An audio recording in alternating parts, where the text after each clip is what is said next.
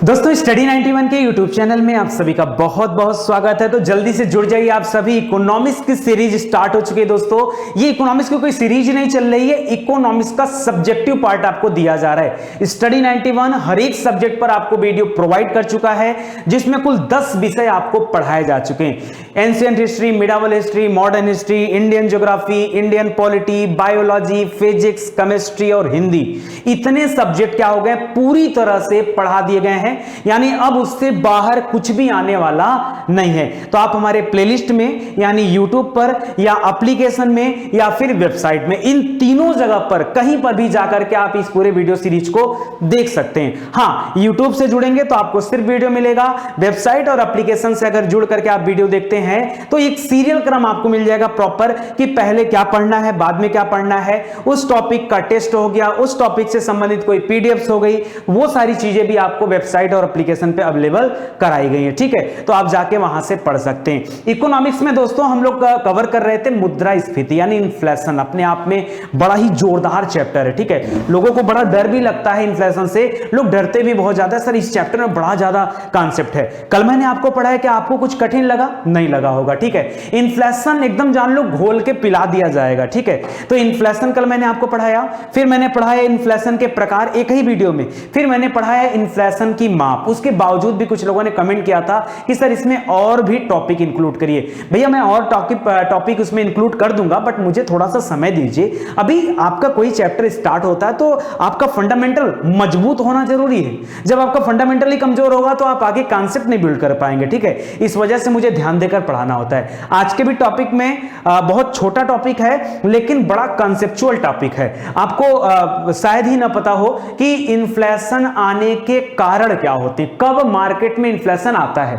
आप ही जानते हो कि इन्फ्लेशन क्या होता है, कितने प्रकार का होता है, कैसे मापते हैं, ये सब जानते हैं, लेकिन कारण क्या है तो कारण आपको नहीं पता। तो कॉजेज ऑफ इन्फ्लेशन आज हमारा सबसे महत्वपूर्ण विषय है, जिस पे आज हम चर्चा करने वाले हैं। और एक पॉइंट मैंने यहां और रखा है, क्योंकि इसी कॉजेज के अंदर एक पॉइंट आएगा घाटे की वित्त व्यवस्था। आपने नाम सुना होगा डेफिसिट फाइनेंसिंग का, लेकिन शायद इसके बारे में आप जानते नहीं होंगे कि डेफिसिट फाइनेंसिंग क्या होता है। ठीक है, तो आज इस क्लास में डिटेल से आपको सीखने के लिए मिलेगा कि डेफिसिट फाइनेंसिंग क्या है। ठीक है, जल्दी से दोस्तों यूट्यूब के साथ साथ आप जो है एप्लीकेशन और वेबसाइट के प्रोग्राम से भी जुड़ जाइए, क्योंकि वहां पर आपके लिए गागर में सागर भरने जैसी जो है ज्ञान वाली बातें और किताबें, और इसके साथ साथ ई बुक हो गया, पेपर हो गए, मॉडल टेस्ट पेपर हो गए, टेस्ट पेपर हो गए, ब्लॉग्स हो गए, ये सब कुछ वहां पे मिल जाएगा। तो आप आ जाइए और जुड़ जाइए इससे। ठीक है, चलिए सीधे आते हैं अपने टॉपिक पर और स्टार्ट करते हैं। बात आती है दोस्तों मुद्रास्फीति के कारण क्या है। ठीक है, तो अगर कारण की बात करें, ठीक है, कॉजेस की बात करें, तो आपको पता दोस्तों कल मैंने पढ़ाया था कि कुल मामला होता है डिमांड और सप्लाई का। एक बार ये पीछे का मत देखिए। ठीक है, मैं जो बातें आपको याद दिला रहा हूं उस बात को ध्यान से सुनिए। मैंने आपको कहा कि जब मार्केट में किसी चीज की डिमांड बढ़ जाए, मैंने एक एग्जांपल लिया था ये किलने वाले बॉटल में। ठीक है, इसका एग्जांपल लिया था कि मान लीजिए इस पानी का डिमांड मार्केट में बढ़ जाए, ठीक है, तो धीरे से क्या करेगी, प्राइस भी इसकी इंक्रीज कर जाएगी। और यही होता है इन्फ्लेशन। क्यों? क्योंकि जब महंगाई आती है, जब इन्फ्लेशन होता है, जब मुद्रास्फीति आती है, तो उसमें क्या होता है, वस्तुओं और सेवाओं के दाम बढ़ जाते हैं। प्लस मैंने एक चीज और आपको सिखाया कि हमेशा याद रखिए, जब किसी चीज की प्राइस अगर बढ़ रही है ना, तो याद रखिए किसी चीज का मूल्य बढ़ने की वजह से जो परचेजिंग पावर ऑफ मनी है, जो पीपी है ना, वो घटता जाता है। ठीक, क्योंकि यहां पर जो मुद्रा की क्रय शक्ति है वो क्या हो जाती है, कम हो जाती है। भाई जिस पानी की बोतल के लिए आप 20 रुपए खर्च कर रहे थे, अगर आज उसके लिए आप 30 रुपए खर्च कर रहे हो, तो ये पावर जो है मनी की वो तो घट गई है ना, वो तो घट गई है ना, क्योंकि अब उतने ही जल के लिए आपको ज्यादा पैसे खर्च करने पड़ रहे हैं। ठीक है, तो यहां पर डाल लीजिए कि ये घट गया, जो मुद्रा की क्रय शक्ति है वो घटी हुई मानी जाती। इतना मैंने आपको कल बताया था। तो कुल मिला जुला के डिमांड और सप्लाई के बीच में जब कभी असंतुलन आता है, तब क्या होता है, ध्यान दीजिए, मुद्रास्फीति का कारण वही बनता है। एक बार ब्रीफ में आपको लेके चलता हूं, समझाता हूं। दोस्तों मान लो दो ही चीज मार्केट में होता है, या तो डिमांड होता है या तो सप्लाई होता है। मार्केट में यही दोनों चीजें हैं जिससे पूरी मार्केट चलती है। डिमांड का अर्थ क्या होता है दोस्तों, मांग होता है, और सप्लाई का अर्थ क्या होता है, पूर्ति। ठीक है, आप क्या करते हो, बहुत सारी चीजों का डिमांड करते हो। आपने इस टी शर्ट का ही डिमांड कर दिया, तो टी शर्ट बनाने वाली कंपनियां टी शर्ट की सप्लाई देंगी और आप उससे संतुष्ट रहोगे। यही तो चलता है। यानी जब डिमांड और सप्लाई संतुलित अवस्था में होते हैं तो इसी को इक्विलिब्रियम बोला जाता है। इकोनॉमिक्स में इसी को क्या बोलते हैं, इक्विलिब्रियम पॉइंट बोलते हैं। यानी जहां डिमांड और सप्लाई एकदम संतुलित अवस्था में है। लेकिन अगर कभी डिमांड किसी चीज की तेजी से बढ़ जाए और उसकी अपेक्षा में सप्लाई ना बढ़ पाए, तो इसका मतलब है क्या हो जाएगा, प्राइस रेज कर जाएगा। ठीक है, प्राइस यहां पर क्या हो जाएगा, बढ़ जाएगा। डिमांड की वजह से प्राइस बढ़ जाएगा, और प्राइस का बढ़ना और पूर्ति का ना हो पाना ये असंतुलन दिखाता है। क्या दिखाता है, असंतुलन। ठीक है, यानी असंतुलन। जब कभी मार्केट में यह असंतुलित वाली अवस्था बनती है, तभी याद रखिए मार्केट में मुद्रास्फीति का जन्म होता है। वही यहां लिख रहा है, कह रहा है मुद्रास्फीति मांग तथा पूर्ति के असंतुलन का क्या है, परिणाम है। ठीक है, असंतुलन का परिणाम है। जब वस्तुओं तथा सेवाओं की मांग पूर्ति से अधिक हो जाए, भाई डिमांड बढ़ जाए, जितना मार्केट में सप्लाई हो पा रहा है उससे ज्यादा जब कभी डिमांड होने लगे, तो याद रखें या फिर दूसरी कंडीशन हो जाए कि मान लीजिए डिमांड ना बढ़े, लागत बढ़ जाए, किसी वस्तु का जो दाम था वही बढ़ जाए। कल मैंने बताया था कि ये बोतल पहले 5 रुपए में आता था, अब 7 रुपए का आने लगा। ठीक है, तो अगर इसकी लागत ही बढ़ जाए तो यह भी क्या कहा जाता है, इन्फ्लेशन में काउंट किया जाता है। यानी कुल मिला जुला के दाम बढ़ गया। ठीक है, कह रहा इसके दो कारण हो सकते हैं, या तो मांग पक्ष यानी डिमांड साइड से, या सप्लाई साइड से, दो हो सकते हैं। ठीक है, या तो मांग पक्ष होता है, यही होता है ना भाई, अगर डिमांड इसका बढ़ गया तो भी प्राइस रेज कर जाएगा, और सप्लाई साइड में क्या हो गया, अगर कास्ट इंक्रीज कर गया तो भी प्राइस बढ़ जाएगा। तो ये दो बातें आप ध्यान दीजिएगा। कह रहा मांग से तात्पर्य वस्तुओं के क्रय हेतु मुद्रा की मांग में वृद्धि होना है। कह रहा जब जब किसी सामान को खरीदने के लिए मुद्रा की मांग में अगर वृद्धि हो रही है, ठीक है, अरे कैसे होगा यार, आप ऐसे समझो, कल मैंने समझाया था आपको, क्या समझाया था, लिख रहा मांग से तात्पर्य क्या है, कह रहा वस्तुओं के क्रय करने हेतु मुद्रा के मांग में वृद्धि। भाई अगर मान लीजिए सरकार ने क्या कर दिया, कुछ पैसे इशू कर दिए बाजार में, मुद्रा का प्रसार कर दिया, तो फिर महंगाई आनी तो तय है। बाजार में पैसा आएगा तो किसी न किसी के पास तो जाएगा। अभी मैं आपको कॉन्सेप्ट समझाता हूं, पहले इस टॉपिक को आप समझ लो, इसी में सारा कॉन्सेप्ट आपको बयां कर देता हूं मैं, ध्यान दीजिएगा। लिख रहा है कि ध्यान रहे महंगाई आने के कितने कारण हो सकते हैं मेरी नजर में, मैं किताबी बातें नहीं कर रहा हूं, क्योंकि अगर मैं किताबी बातें करूंगा आपको कोई भी चीज पल्ले पड़ने वाली नहीं है। इसलिए मैं अपने अनुसार बता रहा हूं कि नितिन गुप्ता के अनुसार, ठीक है, नितिन गुप्ता के अनुसार जो महंगाई होती है इसके सिर्फ और सिर्फ क्या हो सकते हैं, दो कारण। ठीक है, जो सबसे ज्यादा इंपॉर्टेंट उसको मैं बता रहा हूं। ठीक है, दो कारण हो सकते हैं। कारण क्या है, लिख रहा है वस्तुओं तथा सेवाओं के मूल्य में वृद्धि। ठीक है, पहला कारण कि अगर इसका दाम बढ़ जाए, या फिर दूसरा कारण क्या है मेरी तरफ से है कि जब व्यक्ति के जेब में पैसा हो जाए, जिसको हम लोग आम भाषा में बोलते हैं जेबा में गर्मी। ठीक है, बोलते हैं ना कि जेब में गर्मी बढ़ गई है, गर्मी बढ़ गई। जब व्यक्ति के पास पैसा आता है तो व्यक्ति खर्च करना शुरू करता है। ठीक है, अब उसके हाथ में घड़ी नहीं तो तुरंत क्या करेगा, चले भैया 10,000 रुपया मिल गया, रॉडो लेते हैं, रोलेक्स लेते हैं, ठीक है, फास्ट्रैक लेते हैं, तमाम चीजें हैं। ठीक है, अब उसको चश्मे की जरूरत पड़ गई, ठीक है, कि क्या करते हैं, एक चश्मा भी लेते हैं। ठीक है, हाथ में कुछ चैन वैन रहना जरूरी है, कुछ चैन लेते हैं, कुछ हाथ में अंगूठी पहनते हैं। देखिए आदमी के पास पैसा आता है तो क्या करता है, ये मान लीजिए मेरे पास पैसा आ गया, ठीक है, मेरे पास आ गया तो कोई मुझे फर्क नहीं पड़ने वाला, क्यों, मैं और समाज कल्याण में लगा दूंगा, ये मेरी आदत रही है। ठीक है, ये सब मेरे को अच्छा नहीं लगता। आप देखते हो कहीं पढ़ाते, बीच में एक पंडित जी थे, उन्होंने जबरदस्ती पहना दिया था, मैंने रख दिया निकाल के। हमने कहा यार किस्मत इससे नहीं बनती है, किस्मत मेहनत से बनती है। मैं अच्छा काम कर रहा हूं, मेरा दिल खुश है, बस यही मुझे चाहिए, इससे ज्यादा मुझे नहीं चाहिए। मैंने सब निकाल के रख दिया। ठीक है, तो जब व्यक्ति के पास पैसा होता है तो उसको चश्मा चाहिए, उसको घड़ी चाहिए, उसको अंगूठी चाहिए, उसको चेन चाहिए, ठीक है, उसको बढ़िया कपड़े चाहिए। अब वो 300-400 रुपए वाले टी शर्ट नहीं पहन सकता। ठीक है, अब उसे क्या चाहिए, एकदम ब्रांडेड आइटम चाहिए, उसे बढ़िया जीन्स चाहिए, उसे बढ़िया सूट चाहिए, उसे चलने के लिए बढ़िया गाड़ी चाहिए, रहने के लिए अच्छा घर चाहिए, सोने के लिए अच्छा बेड चाहिए। आवश्यकताएं कभी समाप्त नहीं हो सकती हैं, यानी जेब में गर्मी। और जब व्यक्ति के जेब में गर्मी होगा तो व्यक्ति क्या करेगा, मार्केट में पैसे डालेगा। भाई हमारे जेब में अगर गर्मी होगी तो पैसा मार्केट में खर्च होगा कि नहीं, अनायास का खर्च, अनायास का खर्च होना चालू होगा। ठीक है, तो ये लिख रहा है कि जब व्यक्ति के जेब में पैसा होगा तब भी महंगाई आती है। अगर सबके जेब में, अब ये आपको बिलीव नहीं हो रहा होगा, चलो मैं कहानी बताता हूं आपको। अगर मान लो सबके जेब में पैसा हो जाए, कोई गरीब ना रहे, सबके जेब में खूब पैसा, 2-2, 4-4, 5-5, 10-10 लाख रुपए लोग जेब में रख के घूम रहे हैं, तो अपने आप महंगाई पैदा हो जाएगी। क्यों? मान लो इस बोतल की सप्लाई जो हो रही है, इसी बोतल के लिए दो लोग खड़े हो जाएं, किसी ने कहा भाई ये 20 रुपए का बोतल है, सामने वाला ने कहा 25 रुपए ले लो हमको दे दो, सामने वाला क्यों ज्यादा पैसा हो गया तुम्हारे पास, 30 रुपए में भैया हमको दे दो, ठीक है। दूसरे ने कहा 50 रुपया दूंगा, पैसा मेरे पास 50 रुपए में बोतल हमको चाहिए तो चाहिए, सामने वाला बोला 50 में कैसे, 100 रुपए में चाहिए। यही होता है बाजार में यही होता है। प्रैक्टिकल लाइफ आपको मैं समझा रहा हूं, मैं आपको प्रैक्टिकली समझा रहा हूं, ठीक है, कि किस तरह से क्या होता है। यानी जब व्यक्ति के पेस में जेब में पैसा आएगा तो भी यह महंगाई का कारण बनता है। लिख रहा है जब व्यक्ति के पास धन होता है तभी वो ज्यादा पैसे खर्च करता है। बात समझ में आ रही है ना? अब आपके मन में यह भी सवाल उठ सकता है कि व्यक्ति के जेब में सर पैसा आएगा कहां से? आपने तो बोल दिया है कि सबके पास 4-4 लाख रुपए हो जाए, कैसे हो जाएगा 4 लाख?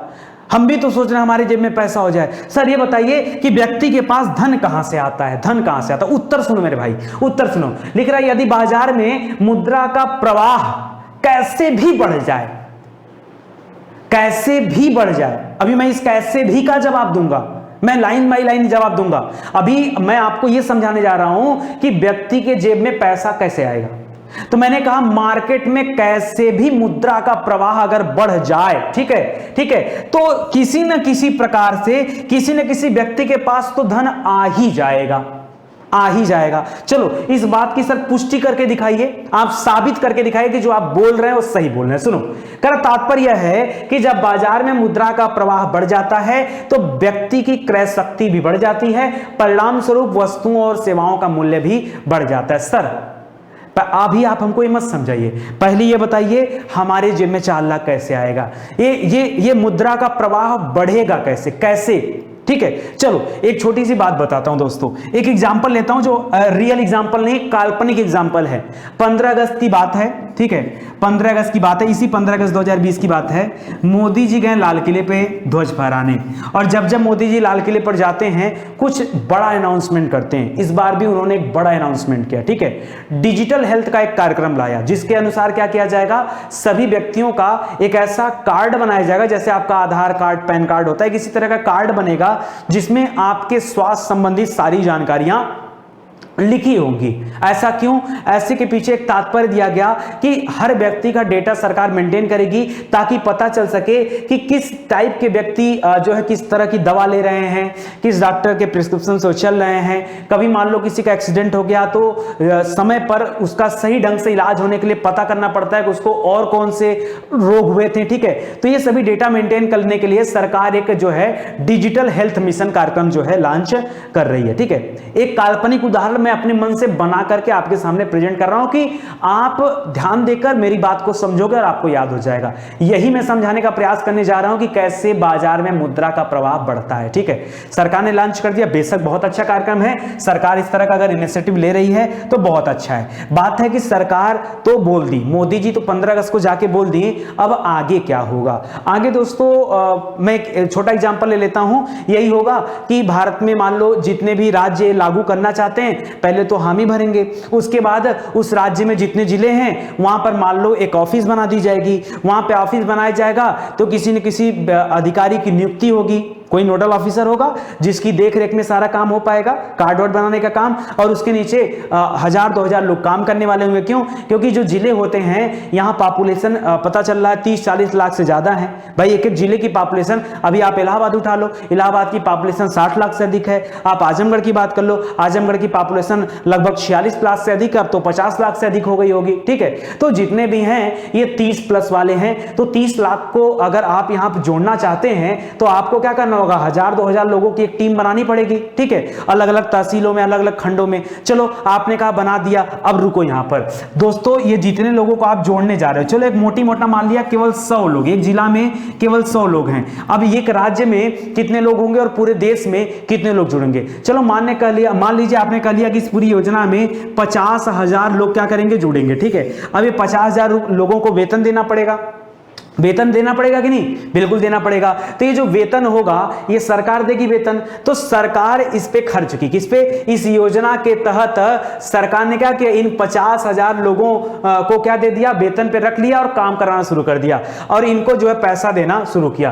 तो पैसा सरकार के पास से कहां पहुंच गया? व्यक्ति के पास। अब व्यक्ति का जेब क्या हो गया? गर्म हो गया। भाई जितने लोग इसमें काम करेंगे उनका जेब तो गर्म होगा ना, अब वो मार्केट में क्या करेंगे? खर्च करेंगे। तो ऐसा नहीं कि सरकार मार्केट में पैसा डालती है। आप मुद्दा देखो ध्यान से, मैं आपको प्रैक्टिकल उदाहरण इसलिए देता हूं और सामान्य सा उदाहरण इसलिए देता हूं कि आप खुद समझ पाओ कि मैं आपको क्या बताना चाह रहा हूं। सरकार कभी भी बाजार में डायरेक्ट पैसा नहीं डालती है। जो आप सोच रहे हो कि सरकार आपके जेब में 4 लाख रुपए डाल दे, सरकार जेब में पैसा नहीं डालती। सरकार क्या करती है? बाजार में पैसा लाती है और बाजार में पैसा लाने का जो रास्ता होगा, जो माध्यम होगा, वो क्या होगा? वो योजना होगी। सरकार योजनाओं के माध्यम से ये क्या करती है? लाती है। मान लो सरकार को योजना नहीं लाना है, आपने कहा सर बिना योजना के सरकार बाजार में पैसा नहीं ला सकती क्या? लाती। कैसे लाती है? मान लो सरकार ने क्या कर दिया, सरकार ने क्या कर दिया कि जितने बॉन्ड लोगों ने खरीदा था सबसे वापस मंगाना शुरू कर दिया। ठीक है कि भैया ये जितने लोगों ने बॉन्ड लेके रखा है वो बॉन्ड अपना क्या कर लें, वापस कर दें सरकार को और इसके बदले में अपना पैसा ले लें। ठीक है, तो जिन लोगों ने पहले से बॉन्ड खरीद के रखा था उन लोगों का बॉन्ड वापस लिया, बदले में सरकार ने पैसा दे दिया। सरकार दे दी पैसा, वो पैसा मार्केट में आ गया। अब बॉन्ड के रूप में अगर बॉन्ड था तो आप उसका सब्जी तो खरीदने जाते नहीं, रोलेक्स तो खरीदते नहीं। अब वो बॉन्ड भज गया, भज करके कैश आ गया। अब कैश आ गया तो चांस बन सकता है घड़ी लेने का, चांस बन सकता है। क्यों? जेब में गर्मी जो आ गई है। ठीक है, तो मुद्रा का प्रवाह ऐसे ही होता है। ये मैं नहीं बता रहा हूं कि सिर्फ ऐसे होता है, ऐसे हजारों रास्ते हैं जिनके माध्यम से मुद्रा का प्रवाह होता है।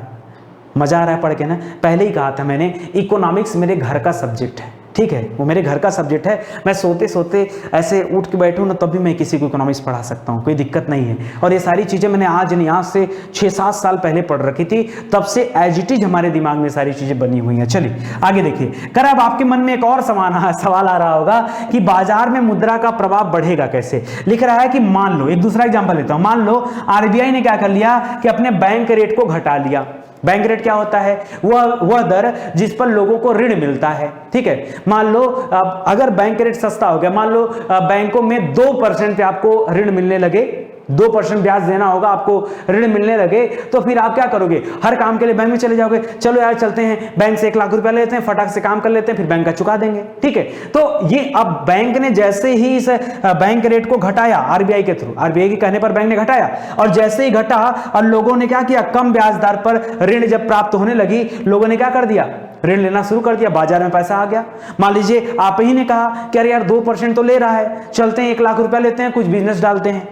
लॉकडाउन में अभी क्या करें, कुछ बिजनेस डालते हैं, पैसा कहां से मिलेगा? बैंक से। केवल 2% नहीं लेना है ना। ठीक है, तो 2% में कोई कुछ नहीं जाता है। ठीक है, तो उससे चल के पैसा लेते हैं, पैसा आपके पास आ गया और आपके थ्रू ये पैसा बाजार में चला गया। भाई अगर आप अगर मान लो आप समोसे की एक दुकान खोलना चाहते हैं, तो आप सामान लोगे, बर्तन लोगे, रिक्शा बनाओगे, ठेला बनाओगे, उस पर एडवर्टीजमेंट के लिए कुछ करोगे, आप जो है सामान खरीदोगे, तो ये पैसा आपके थ्रू मार्केट में चला गया, हो गया प्रवाह बाजार में। ये भी तो हो सकता है। अगला दे रहा है कि सरकार ने कोई नई सरकारी नीति बना दिया और सार्वजनिक व्यय मानकर उस पर खर्चा कर दिया।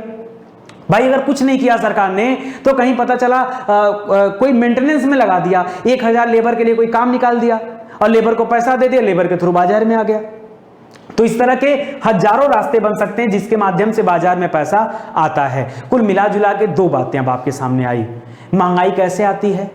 किसी चीज का डिमांड बढ़ा तब महंगाई आ सकती है, या जब लोगों के जेब में पैसा होगा तब महंगाई आ सकती है। ठीक है, लोगों के जेब में पैसा धीरे धीरे गवर्नमेंट खुद बढ़ाती है। आपने देखा होगा कि जितने सरकारी कर्मचारी हैं इन पर एक वेतन आयोग लागू होता है, एक निश्चित समय बाद इनका जो सैलरी होता है वो बढ़ा दिया जाता है। ठीक है, क्यों? क्योंकि एक निश्चित समय बाद आर्थिक क्रियाएं बढ़नी चाहिए। अगर आर्थिक क्रियाओं में वृद्धि नहीं होगी तो देश के जीडीपी में वृद्धि नहीं हो पाएगी। ठीक है, तो आर्थिक क्रियाएं बढ़ाने के लिए सरकार को ऐसा करना पड़ता है, यानी आपके जेब में एक्स्ट्रा पैसा डालना पड़ता है। ठीक है, आगे देखते हैं। करा सार्वजनिक व्यय में वृद्धि। अब एक एक करके बताने चलता हूं मैं आपको कि कैसे, हेडिंग वाइज पढ़ाऊंगा ऐसे।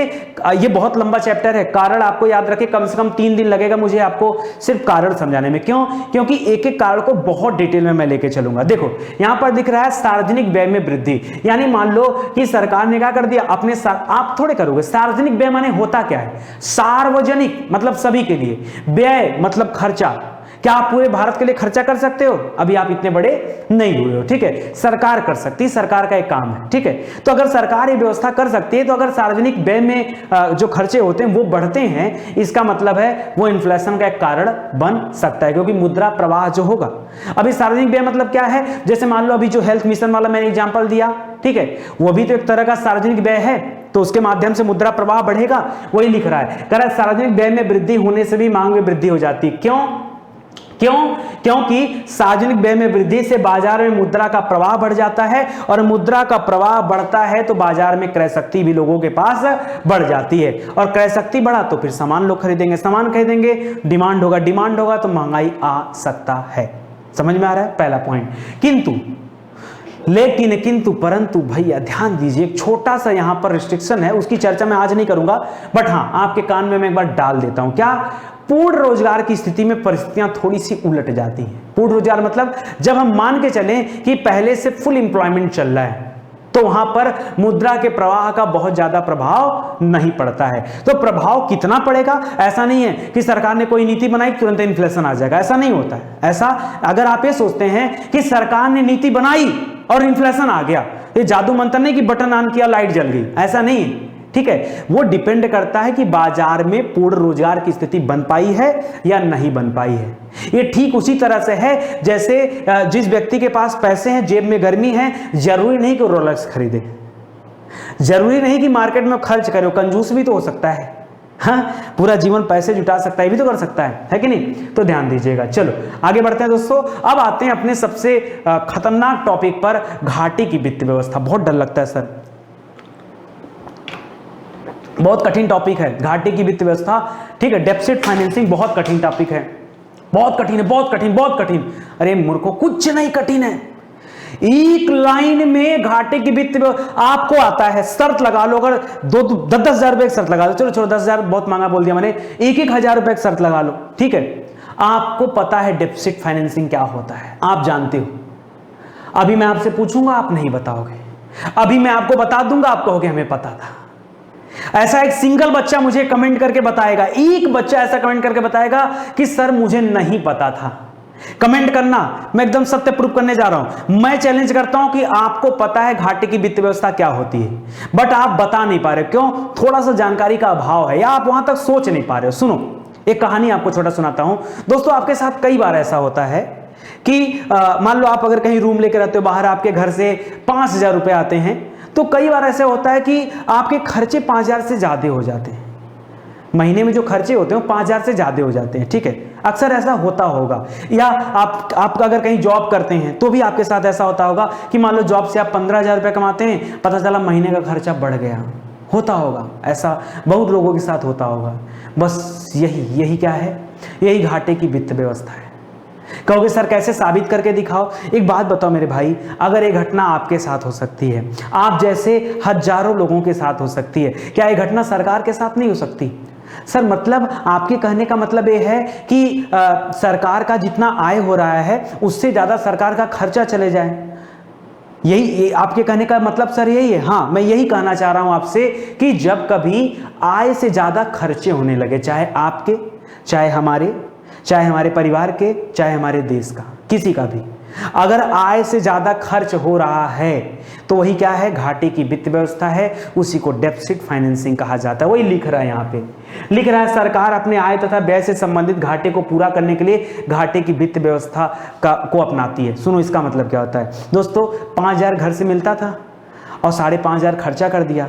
ये बताओ, ये 500 रुपये आपके पास कहाँ से आया? बताओ जल्दी, ये 500 रुपये आपके पास से कहाँ आया? मैं बताऊं, हो सकता है 500 रुपये आपने किसी अपने नाते रिश्तेदार से मांग लिया हो, आपने किसी हित मित्र से मांग लिया हो, आपने अपनी गर्लफ्रेंड से मांग लिया हो। गर्लफ्रेंड अक्सर करके पैसे दे देती हैं, ठीक है। तो आप मन होता है ना, मोबाइल का रिचार्ज करा दो, ठीक है, तो बड़ा बचा के रखती हैं घर में, ठीक है। लेकिन हाँ, बॉयफ्रेंड पे खर्चा करने से कतराती नहीं। अगर आपकी गर्लफ्रेंड आपको बहुत मानती है तो बड़ा खर्चा करती है, ठीक है। तो आपने देखा होगा ऐसा इन जनरल, ठीक है। तो वहाँ पर क्या होता है दोस्तों आपके साथ कि आप कहीं ना कहीं से, हो सकता है आप किसी परिचित दुकानदार के यहाँ पर उधार कर दिए हो। यार अगर आपका खर्चा 5500 गया, मतलब या तो आपने उधार लिया होगा, या तो आपके पास पहले से कोई सेविंग पड़ी रही होगी, यही हो सकता ना, इससे ज्यादा तो कुछ हो नहीं सकता। तो याद रखिए जब कभी उधारी वाली बात आती है ना, अच्छा ये आपके साथ होता है तो ये आपके पिताजी के साथ भी होता होगा, और पिताजी के साथ होता है तो ज्यादातर लोगों के साथ होता होगा और देश के साथ भी होता होगा। तो जब सरकार के साथ ऐसा होता है कि उसके व्यय, उसके खर्चे उसकी आय से अधिक हो जाते हैं तो सरकार को भी उधार लेना पड़ता है। चलो आपकी तो चाचा है, बुआ है, मौसी हैं, ठीक है, हित मित्र हैं, कोई नहीं है तो गर्लफ्रेंड है, आपने मांग लिया। अबे भारत सरकार की गर्लफ्रेंड कौन है भाई? भारत सरकार किससे मांगने जाए, किससे उधार लेने जाए? बताइए, कुछ ना कुछ तो करना पड़ेगा ना। तो भारत सरकार क्या करती है, उस घाटे को पूरा करने के लिए क्या करती है, दौड़ दौड़ के पैसे मांगती है। जैसे आप दौड़ के मांगते हो वैसे वो भी मांगती है। सर किससे किससे मांग सकती है, एक बार बता दीजिए। चलो उसके एक पड़ोसी उसका बहुत मित्र है, हितैषी आप कह सकते हो, RBI, reserve bank of India, RBI से मांग सकती है। आरबीआई पैसा चाहिए, वो योजना लॉन्च कर दिया था, बड़ा घाटा हो गया है, ठीक है, ऐसा बोल सकता है आरबीआई से, आरबीआई दे सकता है।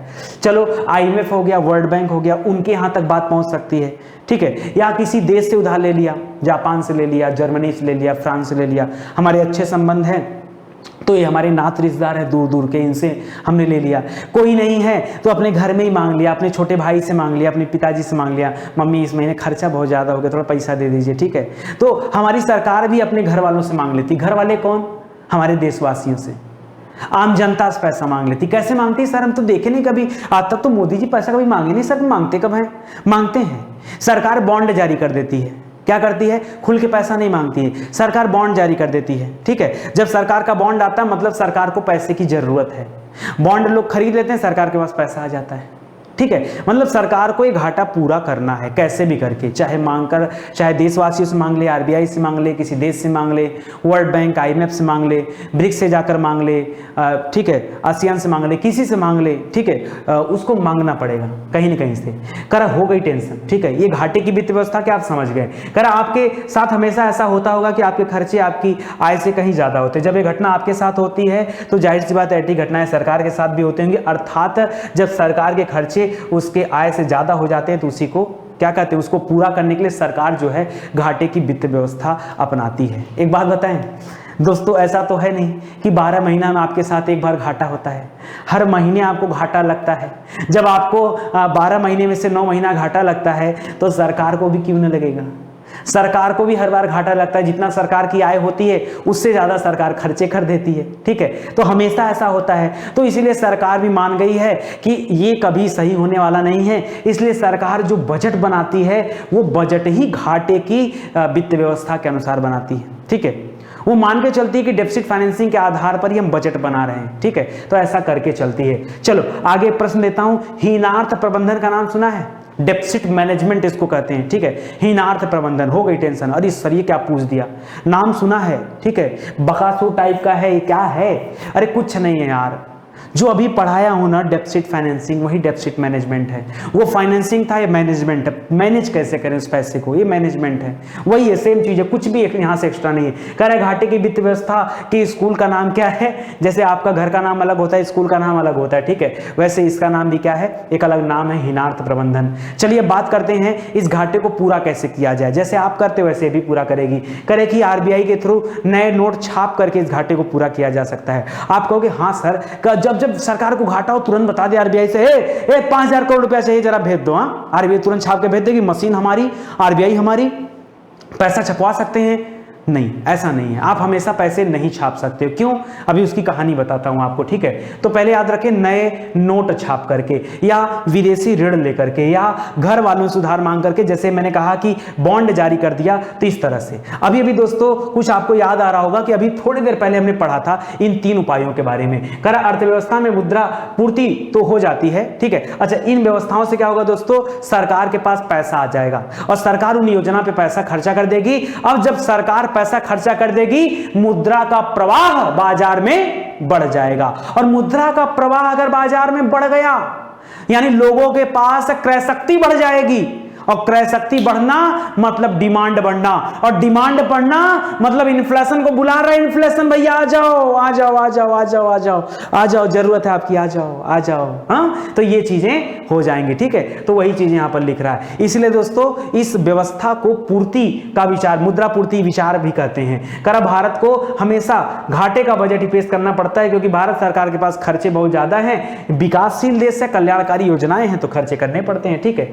चलो कुछ चीजें और दे रहा दोस्तों। कर घाटे की वित्त व्यवस्था के निम्न उद्देश्य भी होते हैं। बहुत सारे उद्देश्य से घाटे की वित्त व्यवस्था, ऐसा नहीं है कि अब कोई आपसे बोल सकता है अरे 5,000 दे रहे हैं, 5,000 मैनेज करो, तो आपको बताना पड़ेगा 5,500 रुपया मूवी नहीं देख रहे हैं घूम के, पढ़ाई खर्चा किए हैं, इस महीने ऐसे ऐसे किए हैं, इतना महंगाई आ गया, हम सब्जी नहीं खा पा रहे हैं, हमको पैसा चाहिए 500 रुपये एक्स्ट्रा, तो बताना पड़ता है। यहां भी कुछ उद्देश्य हैं, सुनिए। कि सरकार को, जैसे आप कह सकते हैं ना, सरकार को उधार लेने की क्या जरूरत है, जितना है उतने मैनेज करे, जितना सरकार के पास आय हो रही है उतने मैनेज करे, तो उधार लेने की जरूरत क्यों पड़ती है। 5 जरूरत मैं यहां लिख रहा हूं, ध्यान सुनिए। लिख रहा है देश के विकास को गति देने के लिए धन की कमी को दूर करना। अगर आप चाहते हो आपका देश बढ़े, हर क्षेत्र में बढ़े, तो यह धन की कमी दूर करना पड़ेगा।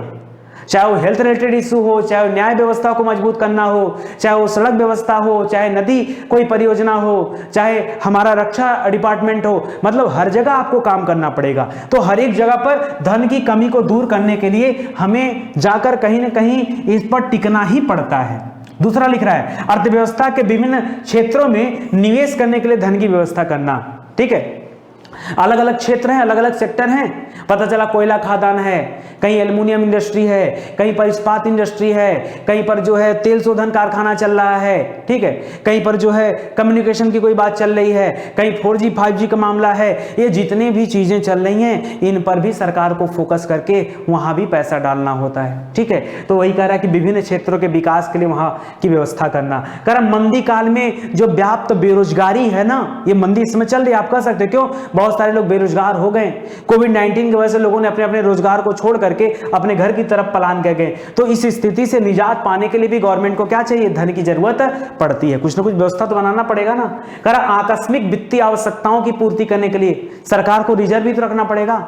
कभी पता नहीं क्या हो जाए, आपके घर में क्या ऐसा है पैसे रिजर्व नहीं होते हैं, मान लो किसी का एक्सीडेंट हो गया, किसी की तबीयत खराब हो गई, खुदा न खास्ता कभी कुछ गड़बड़ हो गया, तो धन होना चाहिए ना, तो भारत सरकार के पास भी होना चाहिए आकस्मिक वित्तीय आवश्यकताओं को पूरा करने के लिए। करा देश में आधारभूत संरचनाओं का विकास करने के लिए। ये आधारभूत तो जैसे लगता कोई भूत है, जहां ये वर्ड आता आधे लोग डर जाते हैं, सर भूत भूत भूत है।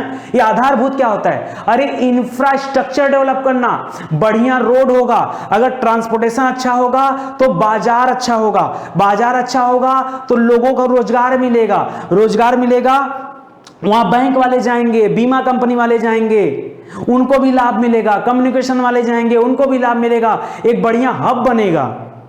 यह होता आधारभूत सुविधाओं में विकास करना, अच्छी बिजली मिलेगी, तो ये सारी चीजें हैं, ठीक है। इसको ध्यान दीजिएगा। आज तो नहीं दोस्तों, ये आखिरी टॉपिक है, इसके बाद ये टॉपिक में कल अच्छा थोड़ी सी और बातें हैं, कुछ मैं करंट अफेयर्स का डेटा लेकर आया हूं आपके इकोनॉमिक सेक्शन से, क्योंकि घाटे की वित्तीय व्यवस्था को पढ़ा जा रहा तो एक बार डिटेल में पढ़ने की जरूरत है। लिख रहा घाटे की वित्तीय व्यवस्था का प्रभाव कहां पड़ता है। लिख रहा देश में मुद्रा की पूर्ति में वृद्धि होने के कारण महंगाई में भी वृद्धि हो जाती है। लिख रहा है घाटे की वित्तीय व्यवस्था की वजह से डिस्टर्बेंस क्या क्या होता है। फायदा तो आपने बता दिया कि सरकार को घाटे की वित्तीय व्यवस्था बनानी ही पड़ती है, ये तो साबित कर दिया आपने, लेकिन नुकसान भी तो इसके कुछ होते हैं। हर चीज का फायदा है तो हर चीज का नुकसान भी है। तो इसका क्या नुकसान है, कह रहा देश में अगर मुद्रा की पूर्ति किया जाए, आप मार्केट में मुद्रा बढ़ाओगे, इन्फ्लेशन को इशारा मिल जाएगा, आ जाओ आ जाओ आ जाओ इन्फ्लेशन, ये तो होगा ना, समझा दिया आपको। दूसरा अपने पॉइंट लिख रहा है अगर इन्फ्लेशन बढ़ा और मार्केट में मुद्रा आया तो ज्यादा से ज्यादा मुद्रा ऑटोमेटिक अमीरों के पास पहुंचती है, गरीबों के पास तो पहुंच नहीं पाती। तो अमीर ज्यादा अमीर बनते जाते हैं और गरीब ज्यादा गरीब बनते जाते हैं। इसकी वजह से आय के बीच में एक असमानता देखने को मिलती है, एक लंबी चौड़ी खाई है। क्यों? क्योंकि ज्यादातर लोग गरीब हैं और बहुत कम लोग हैं जो अमीर हैं, जरूरत से ज्यादा अमीर, ठीक है।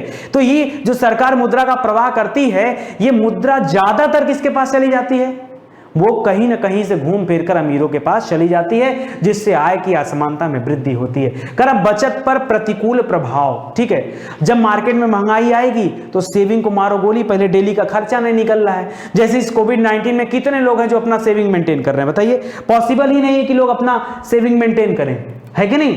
अरे पहले खा लो जी लो, वही बड़ी बात है, सेविंग कैसे मेंटेन करोगे? अगला लिख रहा है निवेश पर प्रतिकूल प्रभाव। निवेश करा, इन्वेस्टमेंट, पैसा है, इन्वेस्ट करोगे, जमीन खरीद लो कहीं जाके, अरे कहोगे सर 4 महीने से धंधा बंद है, जमीन कहां से ले ले? प्रैक्टिकल होके पढ़ाई करो यार। इकोनॉमिक्स मैं क्यों कहता हूं, मैं सोते बैठते पढ़ा दूंगा, क्यों? ये प्रैक्टिकल जीवन है। ये अगर आपने सोचा किताब उठा के पढ़ लें, भैया रमेश सिंह की किताब बहुत बढ़िया है, फलाने की किताब बहुत बढ़िया है, पढ़ो किताब, पढ़ो तो कितना समझ में आता, पढ़ो। ये प्रैक्टिकल लाइफ की बातें हैं, किताबों से ज्यादा बाजार को देख करके आप बता सकते हो इकोनॉमिक्स के बारे में, केवल समझना है आपको, ठीक है। चलो आगे देखते हैं, कुछ मैं डेटा लाया हूं। जैसे कुछ लोगों के मन में आया, क्या भारत सरकार नए नोट छाप करके अपने उधारी को पूरा नहीं कर सकती है? नहीं कर सकती, कर सकती है ना भाई। आपके खर्चे 5500 हो गए, आप कहते हैं हमारे घर मशीन होती 500 रुपया छाप देते हैं अभी कट्टा से, ठीक है, एक भी पैसे को उधारी में नहीं आते, और भारत सरकार के पास तो सर मशीन भी है, तो भारत सरकार छाप ले ना, दिक्कत क्या है? छाप ले, घर की मशीन है ना। सुनो दिक्कत क्या है, लिख रहा है दिसंबर 2014 में भारत के ऊपर कुल विदेशी ऋण, अभी छापने की कंडीशन बताता हूं थोड़ी देर बाद, पहले आपको डेटा नोट कर लो। यहां पे दिसंबर 2014 के बारे में बता रहा है कि उस समय भारत का जो कुल विदेशी ऋण था वो 462 अरब डॉलर था, ठीक है, जो कि सकल घरेलू उत्पाद जो हमारा जीडीपी है उसका लगभग 23.2% था, ठीक है। वहीं अगर इसमें हम साल दर साल वृद्धि को देखें तो जून 2019 में, 14 में मोदी जी आ चुके थे, ठीक है, और यहां पर जो है जून का आंकड़ा दे रहा है, जून 2019 की बात करें, पिछले साल का आंकड़ा है जून महीने का, ठीक है, उस समय तक ये जो 462 अरब डॉलर था ये बढ़कर कितना हो गया, 557 अरब डॉलर के पास पहुंच गया, यानी लगभग 100 डॉलर की वृद्धि आप कर सकते हो, 100 अरब डॉलर की ना भाई। ये 557 से 457 से 557 कर लो, अरे 5 एक्स्ट्रा है ना, तो ये तो पूरा हो गया ना, ठीक है। ये यहां पर 462 अभी पूरा हो जाएगा, 5 कम 95 तक पहुंच गया है, 5 अरब डॉलर का इसमें और जुड़ जाएगा, जुड़ गया होगा, 2020 आ गया है, अब तो और भी ज्यादा हो गया होगा, तो लिख रहा है 557 अरब डॉलर जो है ये पहुंच गया था, जो कि सकल घरेलू उत्पाद का कितना हो गया था, लगभग 19.8% हो गया था, यानी टोटल का 19.8% हो गया था, ठीक है, जीडीपी का। जो जीडीपी इस समय चल रही है भाई, जब ये था तब ये 23% था, यानी उस समय जीडीपी अलग रेट पे चलती थी। आज के जीडीपी के हिसाब से देखेंगे तो उसका केवल ये कितना है, 19.8% है। आंकड़े बताते हैं कि पिछले 5 सालों में मोदी सरकार के शासनकाल में लगभग 95 अरब डॉलर का कर्ज बढ़ा है। कितना? 95 अरब डॉलर का कर्ज बढ़ा है मोदी सरकार के कार्यकाल में। करेक्ट, लोग यह भी तर्क दे रहे हैं कि क्या इस कर्ज को भारत में नई करेंसी छाप करके पूरा किया जा सकता है, ठीक है। तो याद रखें दोस्तों, भारत में करेंसी छाप करके आप चीजों को पूरा नहीं कर सकते, क्यों? उसके लिए बहुत सारे रूल्स रेगुलेशन है। लिख रहा है कि जब भारत सरकार कितने भी करेंसी नोट छापने के लिए स्वतंत्र है तो उसके पास नोट छापने की पूरी मशीनरी भी है और पूरी सामग्री भी है, तो क्यों ये विदेशी नोट छाप करके अपना कर्जा नहीं भर देती और अपना कर्जा चुका नहीं देती? ऐसा संभव क्यों नहीं है? मैंने यहां पर डेटा बनाया है, लेकिन मुझे ऐसा एहसास हो रहा है कि क्लास थोड़ी लंबी हो गई है, तो इसके बारे में मैं आपको कल बताऊंगा, ठीक है, कि सरकार क्या सरकार नोट छाप करके अपना कर्जा पूरा कर सकती है, या जो घाटा उसको लग रहा है उस घाटे की भरपाई कर सकती है तो क्यों नहीं करती है, या नहीं कर सकती है तो क्यों नहीं कर पाती है, ठीक है। दोनों चीजों के बारे में बताऊंगा ताकि आपको पढ़ने में और भी मजा आए। इकोनॉमिक्स में आपको ऐसे ही पढ़ाने वाला हूं, क्योंकि इकोनॉमिक्स अगर आप चाहोगे किताबी भाषा में पढ़ना तो ना तो भैया मेरे बस की बात है पढ़ा पाना, और ना ही आप पढ़ पाओगे, मैं समझा नहीं पाऊंगा। तो जिन लोगों को बहुत जल्दीबाजी है वो लोग किताब से पढ़ सकते हैं, और जो लोग बिलीव करते हैं स्टडी 91 पर, वो स्टडी 91 से जुड़े रहें और पढ़ते रहें, ठीक है। आगे की क्लास में दोस्तों अगला लेक्चर दिया जाएगा। आप सभी का बहुत बहुत धन्यवाद। अपना लाड प्यार दोस्तों आप बना के रखिएगा, ताकि आपके लिए इसी तरह के अच्छे अच्छे वीडियोज स्टडी 91 की तरफ से लाते रहें, ठीक है। बाकी और भी सब्जेक्ट की क्लास चल रही होगी, बाकी सब्जेक्टिव प्रोग्राम से आप जुड़िए और अपनी बेहतर तैयारी कीजिए। आप सभी का धन्यवाद, मिलते हैं अगले लेक्चर में, तब तक के लिए जय हिंद, जय Bharat, thank you so much.